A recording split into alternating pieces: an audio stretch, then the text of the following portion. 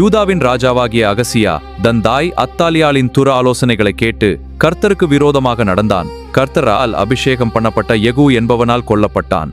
தன் மகன் அகசியா இறந்து போனதைக் கண்ட அத்தாலியாள் துக்கப்படுவதற்கு பதிலாக யூதாவின் ராஜவம்சத்தார் அனைவரையும் கொன்று போட்டு சிம்மாசனத்தை அபகரித்து யூதாவின் அரசியாகிறாள்.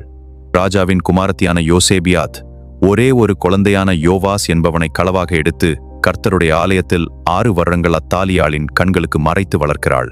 இஸ்ரவேல் மற்றும் யூதாவின் முழு சரித்திரத்திலும் சிம்மாசனத்தில் அமர்ந்து ஆட்சி செய்த ஒரே பெண் அத்தாலியாள் மட்டுமே. கர்த்தர் தாவீதின் குமாரர்களுக்கு மட்டுமே ராஜ்யபாரத்தை கொடுத்திருந்தார். ஆனால் அத்தாலியாள் குறுக்கு வழியில் சிம்மாசனத்தை அபகரித்து 6 வருடங்கள் ஆட்சி செய்தாள். 7ஆம் வருஷத்தில் ஆசாரியனாகிய யோய்தா படைத்தலைவர்களையும் லேவியர்களையும் கூட்டி தேவாலயத்தில் வைத்து சிறுவன் யோவாசை ராஜாவாக அபிஷேகம் செய்கிறார்.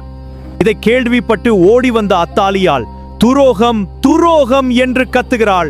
அத்தாலியாளை தேவாலயத்திற்குள் கொல்லக்கூடாது என்று ஆசாரியன் கட்டளையிட்டான். அவள் குதிரைகள் அரமனைக்குள் பிரவேசிக்கும் வழியிலே கொல்லப்பட்டாள். அவள் தாய் யேசபேல் எப்படி குதிரைகளால் மிதிக்கப்பட்டு பரிதாபமாக இறந்தாளோ அப்படியே அத்தாலியாளின் முடிவும்.